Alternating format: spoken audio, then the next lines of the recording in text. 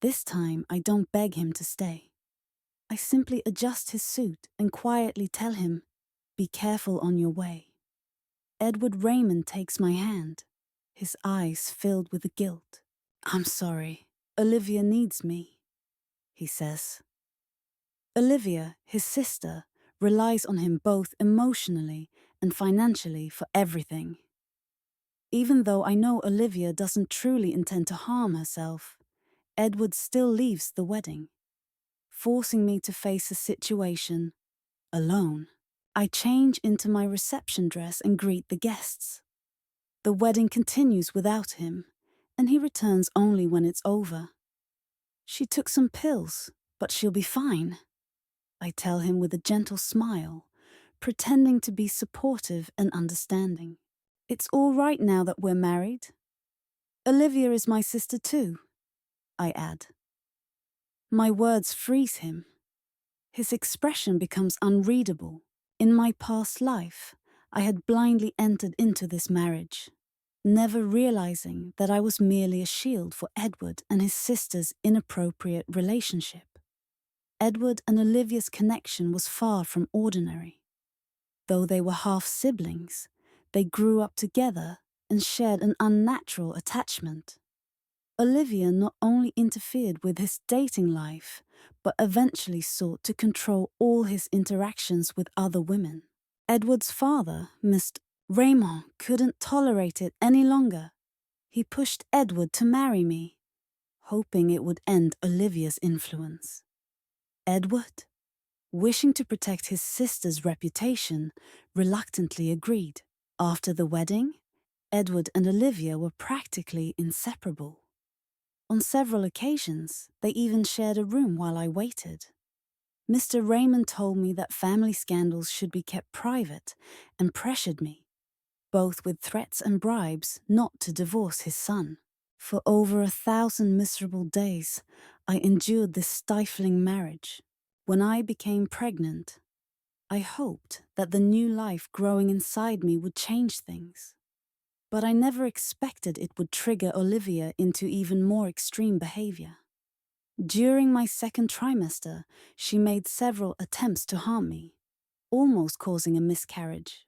Then, when I was near my due date, my water broke on a day she deliberately lured Edward away, leaving me alone in a remote mountain area with no cell signal. In the end, both my child and I lost our lives. Fate played a cruel joke on me, returning me to the very beginning. After the wedding, we arrived home, and there sat Olivia in the living room, barefoot. Edward saw her and immediately began fussing. "Olivia, why aren't you wearing shoes? It's freezing. You could catch a cold." He cupped her feet in his hands, warming them. Olivia looked up at me with a mocking gleam in her eyes. I just smiled and quietly walked to my room. I knew that this night, which should have been my wedding night, would instead be spent with Olivia. Sure enough, Edward didn't return to our room that night. He was too busy comforting his sister. The next morning, I walked into the dining room and found him feeding her a glass of milk. In her 20s, she tilted her head and said, "You're the best brother, Edward."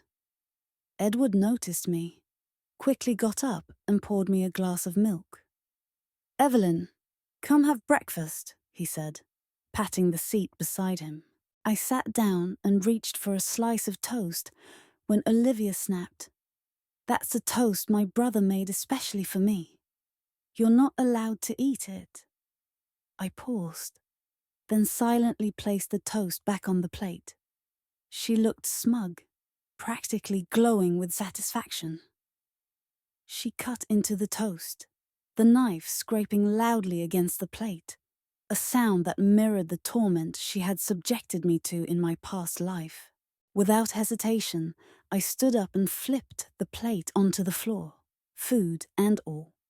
Olivia, caught off guard, immediately burst into tears, her voice shrill and grating. I had lost my appetite and coldly remarked, "I'll be going now. Have a good time with your sister."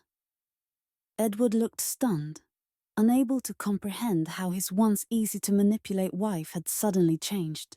"Where are you going?" he asked, taken aback. I grabbed my bag and flashed a polite smile. "To work, of course." Since the Raymond family had used me as a cover, I was determined to take advantage of it. After all, the shares and money Mr. Raymond had given me at the wedding were real assets, and I intended to build my own influence. When Mr. Raymond saw me at the office, his expression showed surprise. "Evelyn, you're newly married. You've got a month off. Why not go enjoy yourself with Edward?" I looked at his falsely pleasant smile. In my past life, he had threatened to harm my parents if I dared to divorce his son and cover up his daughter's disgrace. He had sacrificed another family's daughter. The Raymonds truly were all the same. But now, I returned his smile sweetly. "Dad, I just didn't want you to work so hard. I thought I'd come back and help out." His face lit up, clearly pleased. "My own children could never match your work ethic," he said before adding, "I had your new office renovated. If you need any new furniture, just let the secretary know." As I settled into my office, my assistant entered with tea and casually mentioned, "I just saw Edward booking 2 tickets to Disney in Japan. You're so lucky, Evelyn." I kept my expression neutral, fully aware those tickets weren't for me. They were almost certainly for his sister. I closed my files and told the assistant, "Let's keep this ticket business between us. Don't mention it to Mr. Raymond." In my past life, Mr. Raymond had subtly and openly tried to keep Edward and Olivia apart, which only fueled Olivia's resentment toward me and intensified her attacks. But this time, I planned to be the perfect sister-in-law, fully supportive of their secretive relationship. If they needed a cover, I would gladly provide one. As expected, the Disney tickets were Edward's attempt to make amends with Olivia. They kept their plans hidden from me, telling others they were going to Japan on business.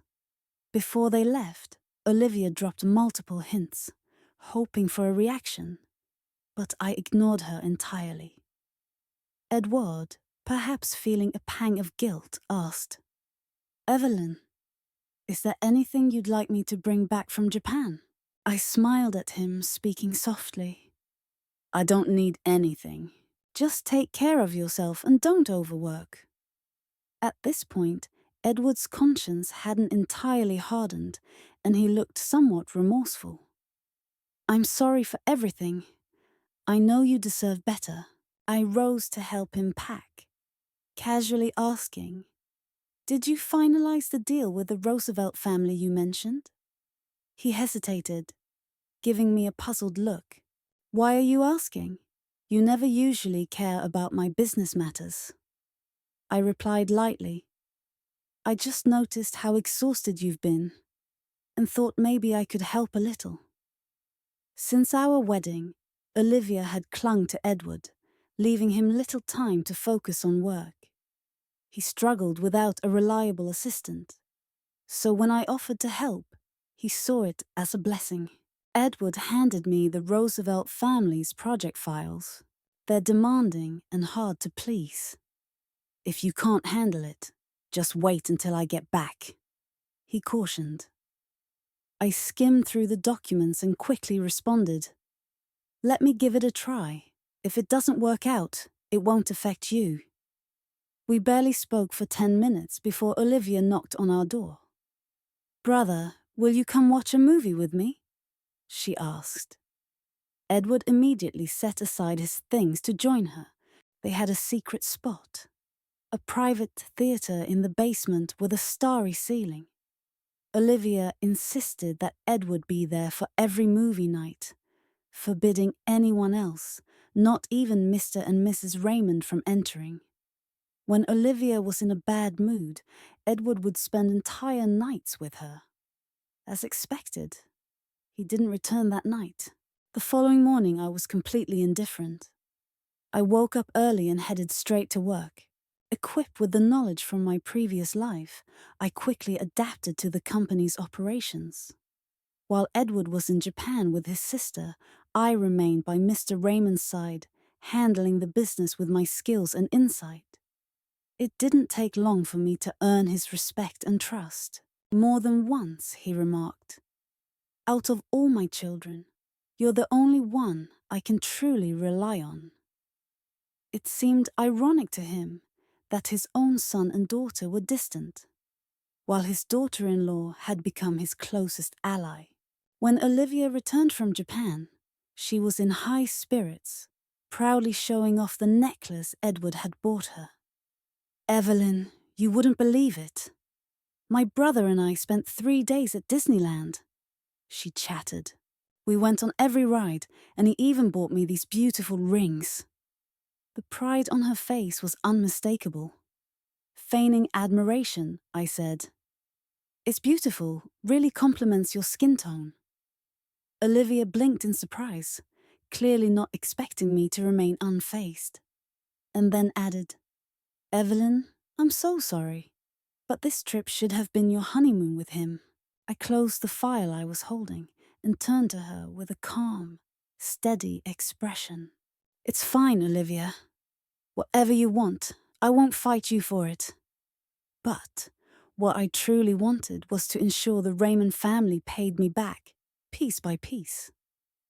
Without showing any emotion, Olivia's one-woman show faltered, and she left, clearly frustrated. From then on, our home settled into an odd dynamic. I played the role of the understanding wife, turning a blind eye, while Olivia continued her antics, desperate to prove her place in her brother's life. Edward indulged her every whim, with Mr. and Mrs. Raymond living separately and visiting only occasionally. They noticed the unusual situation, but chose to ignore it, especially with me covering for everyone.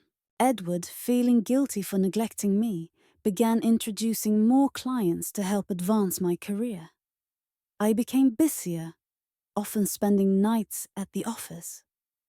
Mr. Raymond's health deteriorated, and he frequently needed hospital visits. I was always there by his side, scheduling appointments, collecting prescriptions, and sitting through consultations. Even his doctor couldn't help but comment, "Mr. Raymond, your daughter is incredibly considerate." Mr. Raymond's smile froze. He knew his own daughter was only skilled at pouting and making demands, not at caring for him like this. But he didn't correct the doctor. Perhaps he was starting to see me as a daughter. Yet I could never forget how, in my previous life, he had forced me to stay in the Raymond family. After one of his hospital visits, Mr. Raymond seemed to struggle with his words. "Evelyn, I know you've made sacrifices marrying Edward," he said finally. "Your relationship might be rocky now, but once you have children, things will fall into place." He paused before adding, "The Raymond family needs an heir, so you'd better work on that." I kept a dutiful expression, but inwardly I scoffed. If I were to get pregnant, Olivia's erratic behavior would only lead to the same tragic outcome as last time. A life lost, with no chance for my child to experience the world. Mr. Raymond, visibly tired and weakened by age, had been struggling with both business and family matters. Family dinners had become his platform to pressure us about having children. At the mention of kids, Olivia erupted. "I won't let you have children," she screamed. "In this world, my brother's love is meant for me alone." Edward immediately tried to calm her. "Olivia, don't be upset. Dad's just talking," he reassured her. But Olivia was relentless, demanding that Edward swear an oath. "Swear it, Edward. If you ever have kids, may you suffer a terrible fate." With a resigned sigh, Edward agreed. The irony wasn't lost on me. In my past life, we did have a child, but it was the innocent lives, mine and my unborn child's, that suffered. I couldn't help but feel that it was tragic how, in this world, those who commit the worst offences seem to go unpunished while the innocent suffer. Mr. Raymond, furious with Olivia's outburst, slammed his hand on the table. "Olivia, I won't tolerate this disgraceful behavior in my house," he snapped. "Your brother and sister-in-law have shown you more patience than you deserve. If the Raymond family ends up without heirs, I'll hold you accountable." Olivia rushed up to him defiantly, and Mr. Raymond responded with a sharp slap, which only stirred up her already unstable emotions. She screamed and cried, and Edward was once again forced to comfort his precious sister. The dinner was quite the spectacle. Mr. and Mrs. Raymond looked on, furious, as Olivia smashed dishes and flipped over plates, while Edward hurried to clean up and play peacemaker. I struggled to maintain a straight face, suppressing the urge to laugh. Having no real chance to eat, I saw Mr. and Mrs. Raymond home, and then drove off alone to grab a late-night snack. After a walk, to settle my stomach, I returned to the house. As I opened the door, I found Olivia curled up in Edward's arms on the sofa, bathed in soft light.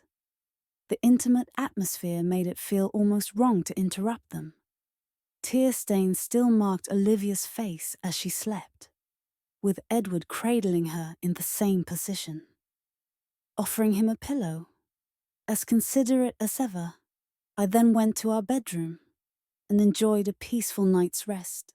The next morning I woke up feeling refreshed. Edward, however, looked exhausted, dark circles under his eyes as he dragged himself to wash up. I handed him a glass of honey water. "You should stay home today," I suggested. "Take care of Olivia."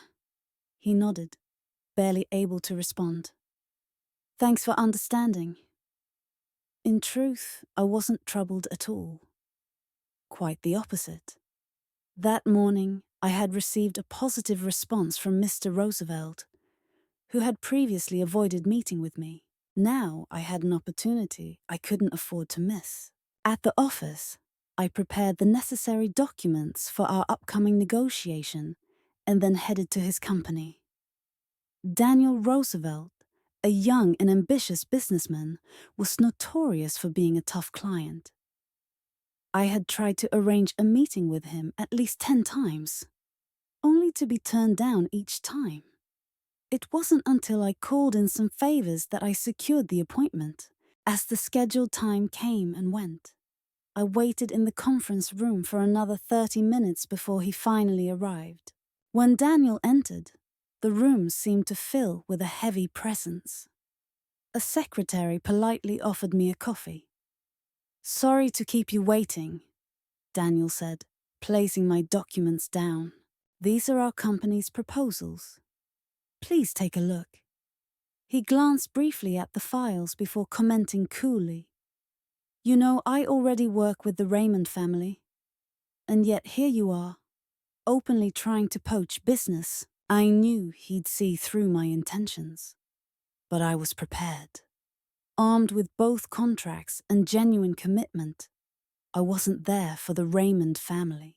Since joining their company, I had quietly been building my own team, and that team was finally ready. I gradually built up momentum to operate independently with the resources available through Edward. Over time, I secured a series of smaller contracts, but they were not enough to allow my team to grow substantially. So I turned my attention to Daniel's business. If I could close this deal, it would provide the foundation to launch my own venture. "Mr. Roosevelt," I began, "business is all about maximizing returns. If I can offer you more competitive pricing and superior service, wouldn't it make sense to choose me? Every company is looking to cut costs and boost efficiency." I knew he would be tempted. Daniel smirked. Aside from the benefits, I value stability and capability even more, he replied. You're a small startup. How long do you think you can maintain consistent service? It was clear he wasn't completely uninterested, but he needed reassurance. Mr. Roosevelt, my team is willing to work for you with no compensation until you're satisfied, I said, flipping to the last page of the proposal. Here is a list of projects we've previously handled. I also have experience managing independent contracts. Give us a chance, I continued. You have nothing to lose. Perhaps my sincerity resonated with him, as Daniel finally agreed to give me 3 months. If he was satisfied, I would secure a 3-year contract. I left his office feeling incredibly grateful. By the time I got home, it was past midnight, and as expected, Edward was with Olivia. Their laughter echoed from the basement theatre, sending a chill down my spine. I went straight to bed, trying to block out the noise. In the days that followed, I worked late into the night, which allowed Edward and Olivia to continue their shameless behavior without any interruption. One day, a neighbor saw me and couldn't resist commenting, "Evelyn, with you out so much, I think Edward and his sister were the real couple." I offered a polite smile, but didn't respond. Yes, they want a playhouse, don't they? I'll let them have it, I thought. For the next several weeks, I practically lived at the office, pushing my team to give their best on every project. Even Mr. Raymond couldn't find fault with my efforts. Since the disastrous family dinner, he had refrained from bringing up the subject of children, fearing that his unstable daughter would cause another outburst. If word of the chaos ever got out, it would be a disgrace he could never live down. With the money I saved, I bought my parents a larger home and invested in several properties for future security. My mother, unaware of the tension between the Raymond siblings, could only sense my unhappiness. A few times she gently asked, "Evelyn, be honest with me. Are things rocky between you and Edward?" I dismissed her concerns. "Nothing to worry about, Mom," I reassured her. She held my hand tightly. "Don't worry about money, dear. Everything you've given us, we've saved for you. If things don't work out, you'll always have us to come back to." I nodded firmly. My parents were my only true support in this world. As for Edward and Olivia, they were simply stepping stones on my path to success. My relentless commitment finally caught Edward's attention. He had been away from the office for too long, and my focus on the business made him uneasy. "Evelyn, you don't have to work so hard," he said. "I make more than enough for us." I quickly brought Olivia into the conversation. "Your sister's still not emotionally stable. You should stay home and look after her." In truth, I knew all too well that Olivia's possessive obsession with Edward had become an ongoing torment for him. Edward and Olivia had been dependent on each other since childhood, creating a complex bond. But even the strongest bonds could weaken over time. We barely exchanged words when Olivia suddenly rushed in, pulling Edward away. "Brother, I want to see the ocean. Take me, will you?" she insisted.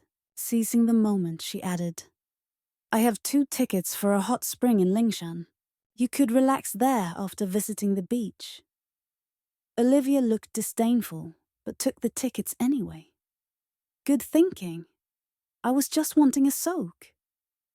I had noticed her eyeing hot springs on my tablet every day, so I had gone ahead and booked the most expensive, farthest away option I could find.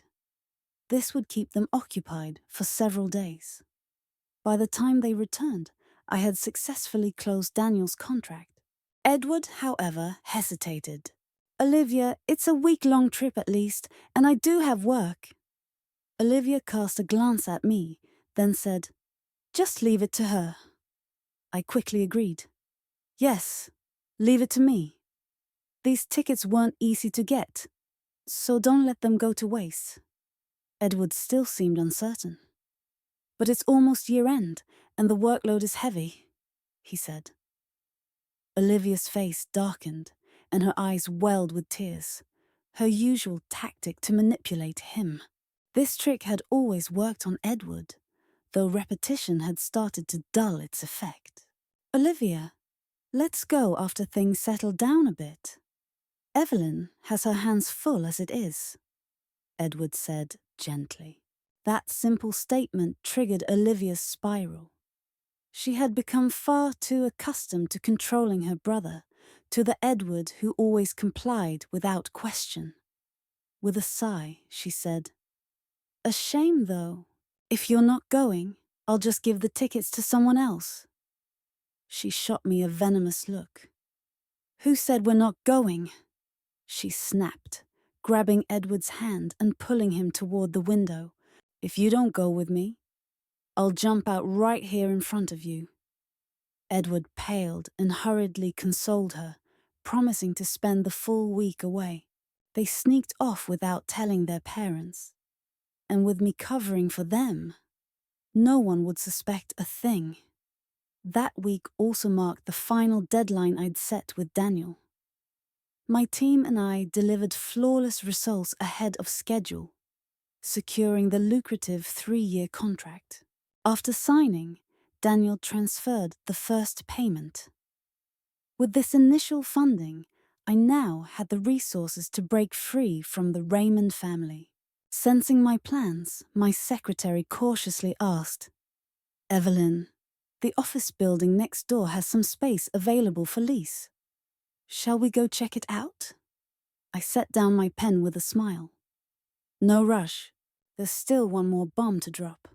In my past life, my death had been a convenient cover for the incestuous secret between Edward and Olivia. Edward, pretending to be too heartbroken to remarry, let Olivia move into our marital home under the guise of caring for her grieving brother. From then on, they lived more like a married couple than siblings, though without children. They enjoyed their twisted little paradise, free from judgment. This time, things would be different. I had used the Raymond family's resources to build my career, securing my freedom inch by inch. But before I left, they would pay dearly.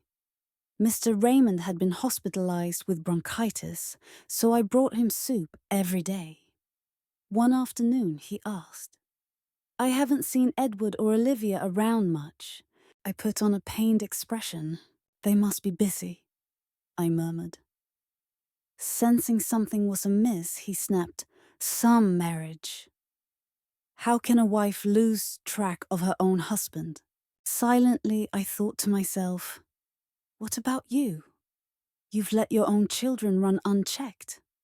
Mr. Raymond sighed deeply. He's useless at the company too. I quickly poured him a bowl of soup. "Don't worry, I'm handling things." From my bag, I pulled out the annual gala plan I had prepared.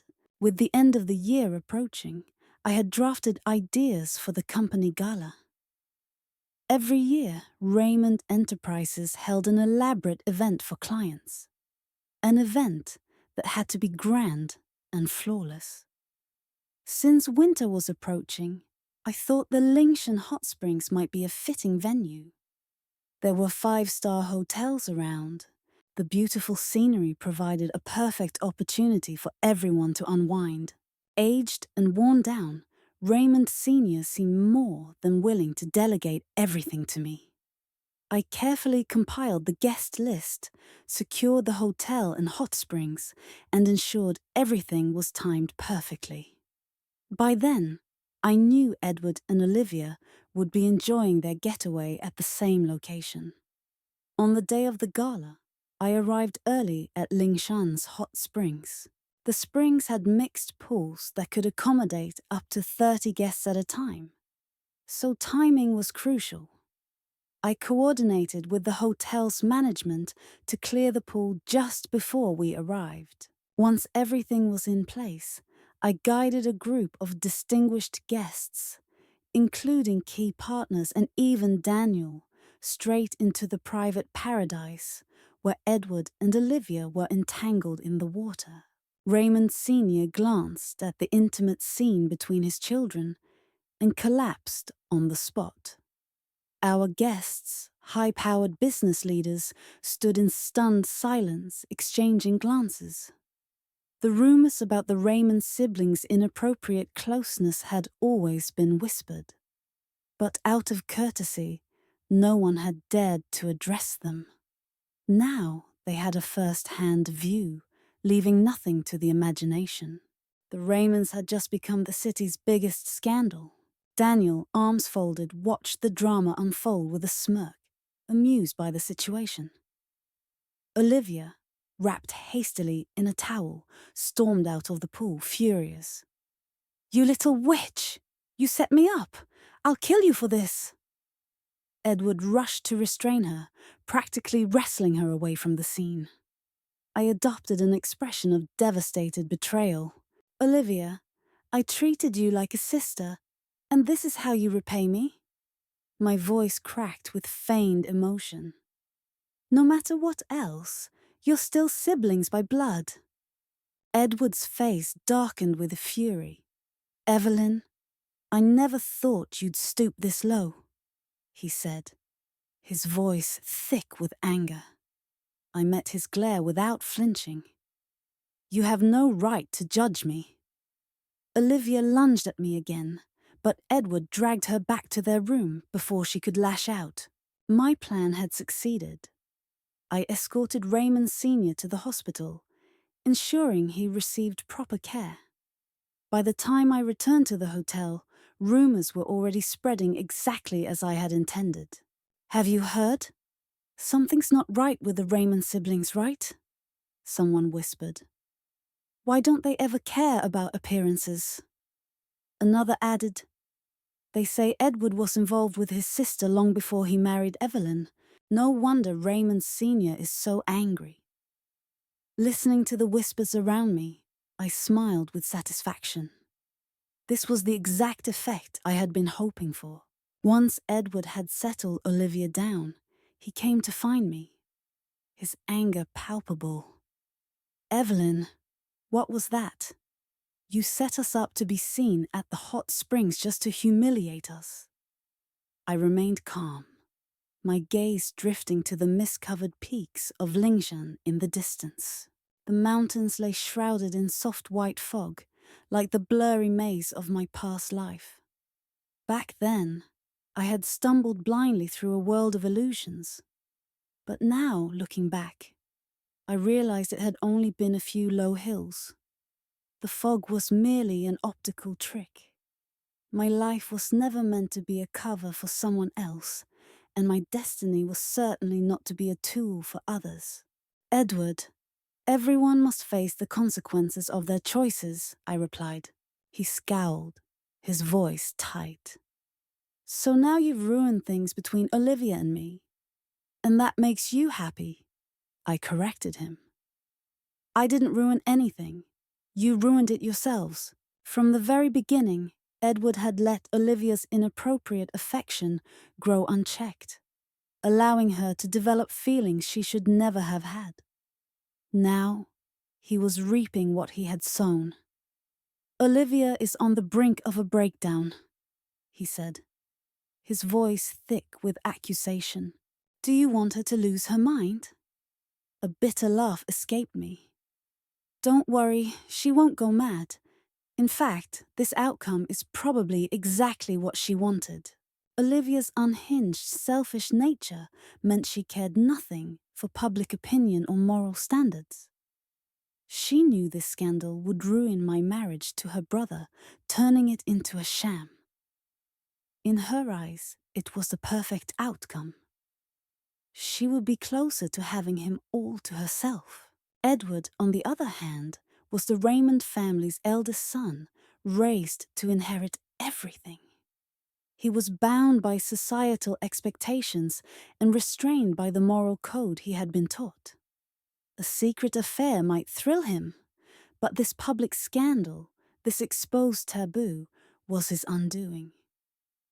This was where the divide between him and Olivia would finally break open.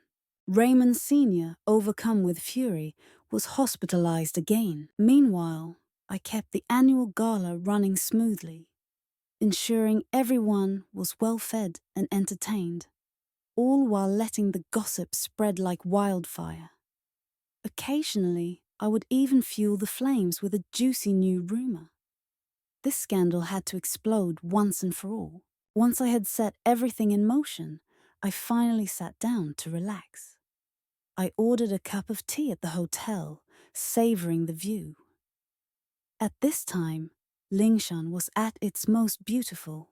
The trees were covered in frost, and from a distance, the mountains seemed blanketed in white. Suddenly, someone sat down across from me. I turned to see Daniel. His voice carried a hint of admiration. "You act decisively, knowing exactly where to strike. Impressive." "Thank you, Mr. Roosevelt," I replied. He took a sip of tea. "I've heard the best white tea here at Lingshan is locally produced and not available for sale." He glanced at my cup with a thoughtful expression. I signaled to the server to bring him an identical cup. "Yes, white tea production here is limited and usually not for sale. But since I'm the host, I can offer you a taste." Daniel didn't seem surprised, as if he had known exactly what kind of person I was from the start. He knew how to stay steady, speak sweetly, and strike ruthlessly. Lessons I had learned the hard way. "With everything that has just unfolded, your marriage to Edward can't last much longer, can it?" he remarked. I smiled. "We never actually registered the marriage. Edward refused to make it official to pacify his precious sister. When we were supposed to sign the paperwork, Olivia threw a tantrum and threatened suicide to stop us. The paperwork was simply left undone. It's a relief, really. It saves me a lot of trouble." I shrugged. "Being single isn't my top priority." Daniel smiled warmly and pulled a business card from his pocket. On it was a personal number he had never given me before, a signal that our relationship could deepen. With a knowing smile, Daniel stood and left. He was an expert in the art of subtle intrigue. After finishing my tea, I went upstairs to check on Olivia. She was lying in bed, and Edward was coaxing her to eat some porridge. "Olivia, please just eat something," he pleaded. She kept her mouth shut, but when she saw me, she snapped, "You filthy witch! Get out!" I clapped my hands lightly. "I'm just here to remind you that your father is still in the hospital. Perhaps you should think about his well-being." Raymond Sr. had barely survived a critical state after hearing that the family scandal had spread through their social circles. He had collapsed again, and the doctors managed to stabilize him with fluids. He had come to wailing that he would rather die, that he had shamed the Raymond name, and that he couldn't face his ancestors. The drama within the Raymond family became the topic of gossip for weeks, circulating throughout our circles and becoming everyone's favorite punchline. I was more than happy to let it unfold. After the scandal, I packed my things and moved back in with my parents. They were firmly on my side, insisting that I cut all ties with the Raymond family. After Raymond Sr.'s health scare, he lost all interest in managing the company. Edward had no choice but to step in, though he was entirely out of practice, and Olivia's constant clinging didn't make things easier. Under his shaky leadership, the Raymond Group's business suffered a significant decline. Eventually, Edward swallowed his pride and came to beg me for help. By that point, I had already secured an office space in the building next door and launched my own company. My team, along with the clients I had brought from the Raymond Group, was flourishing independently. Edward, the day you decided to use me, you should have known this day would come, I told him. Evelyn, let's be reasonable, he replied. You wouldn't have made it this far without the Raymond family's support. For the sake of old ties, come back and help me. Old ties, I thought. In my previous life, when they discarded me, where was their respect for those very ties? I showed him the door, leaving no room for doubt that our association had come to an end. Edward walked away, defeated. Not long after, I heard through the grapevine that Raymond Group's financial troubles had only gotten worse.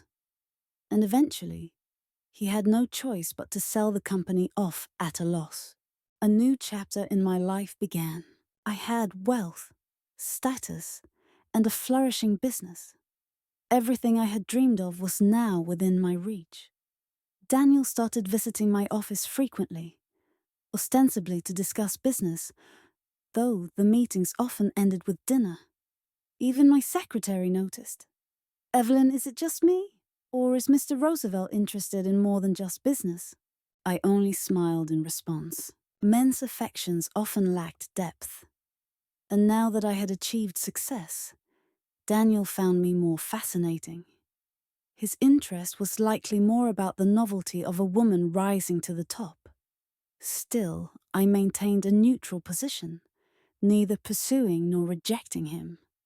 I accepted it for what it was, but never lost myself in it. If I ever entered another relationship, I would be certain of it this time. Daniel was patient, showering me with resources and connections, introducing me to influential business figures to help expand my network. I reciprocated by supporting his interests whenever possible. I understood that mutual benefit was the foundation of any lasting relationship.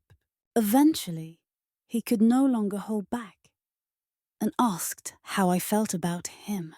I took a moment to think before answering seriously. Mr. Roosevelt, if I enter your world as your partner, enjoying your resources, I paused. What happens to them if we separate? Would they be immediately withdrawn? He froze, the answer obvious. I had learned that romantic relationships were some of the most fragile foundations to build upon. In my previous life, once I had outlived my usefulness to the Raymond family, my death had meant nothing to them. I wanted to be valued for my own worth, not just as someone leveraging another's power. This truth became clear to me in that moment of rebirth. Even Daniel's affection was only possible because I now stood as his equal, worthy of notice and respect. He tried to reassure me. Your ambitions don't conflict with my feelings for you. I gazed out toward the distant hills, watching the familiar mist gather and the soft glow of the rising moon. The view was the same, but my perspective had shifted. Where once I had seen only impenetrable fog, now I saw the beauty of the moonlit mountains. Perhaps Daniel would never fully understand what I truly sought. An equal partnership, mutual strength, and the freedom to stand at the summit of my choosing. These were things I had never had before. The night my child and I had died in those desolate mountains, I had seen the mist unfurling from the peaks, stretching out toward the endless night sky. In that moment, it became clear that life was nudging me toward a realization. I was caught in a web, but I could break free. Daniel might make an ideal partner, but he wasn't the answer to everything I sought. That's why he kept asking me what I was really after. What I've always wanted, I said, looking back at him, is the freedom to choose my own path. Thanks for watching. If you enjoyed this story, please like, comment, and subscribe for more. See you in the next video.